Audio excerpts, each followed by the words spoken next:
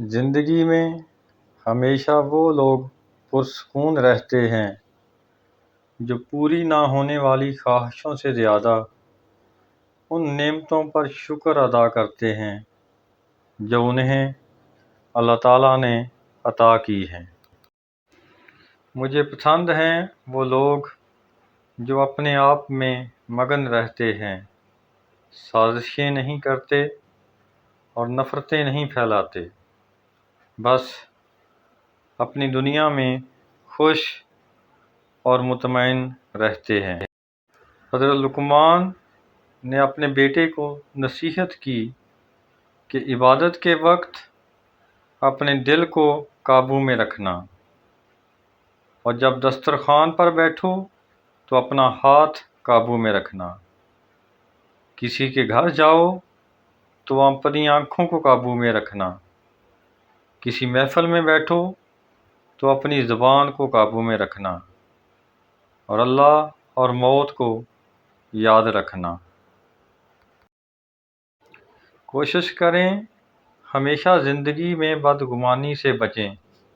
کسی کے بارے میں کوئی بھی رائے قائم کرنے سے پہلے ایک دفعہ لازمی تحقیق کر لیں، کیونکہ کبھی کبھی انسان کا خود اپنی آنکھوں دیکھا بھی غلط ہو سکتا ہے۔ اور یاد رکھیں کہ بدگمانی ایک دیمک کی طرح ہوتی ہے جو آپ کے تعلق کو کھا جاتی ہے، لہذا خوش رہیں، اچھے گمان کے ساتھ اپنی زندگی گزاریں۔ سب سے بہتر وراثت جو آئندہ نسلوں کے لیے چھوڑی جا سکتی ہے وہ اچھا چلن اور بلند کردار ہے۔ یا رب، زیادہ دے چاہے تھوڑا دے، لیکن اسی میں اتنی برکت ڈال دے کہ کسی کے آگے جھولی نہ پھیلانی پڑے، اسی میں سکون عطا کر دے۔ 3 کام عزت بڑھانے کا سبب ہوتے ہیں۔ پہلا، سلام کرنا۔ دوسرا، مجلس میں کسی کو جگہ دینا اور لوگوں کو ان کے اصل نام سے پکارنا۔ بارش ہوتی ہے تو خالی گڑھے باران رحمت سے خود بخود بھر جاتے ہیں، جبکہ موٹے موٹے اونچے ٹیلے ویسے کے ویسے ہی سوکھے رہ جاتے ہیں۔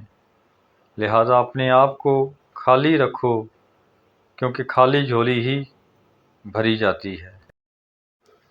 شیخ سعدی رحمۃ اللہ علیہ کا خوبصورت قول ہے کہ جب آپ مجھ میں کوئی عیب دیکھیں تو مجھ سے کہیں، کسی اور کو نہیں، کیونکہ مجھ سے کہو گے تو نصیحت کہلائے گی اور اجر لکھا جائے گا، اور اگر کسی اور سے کہو گے تو غیبت کہلائے گی اور گناہ لکھا جائے گا۔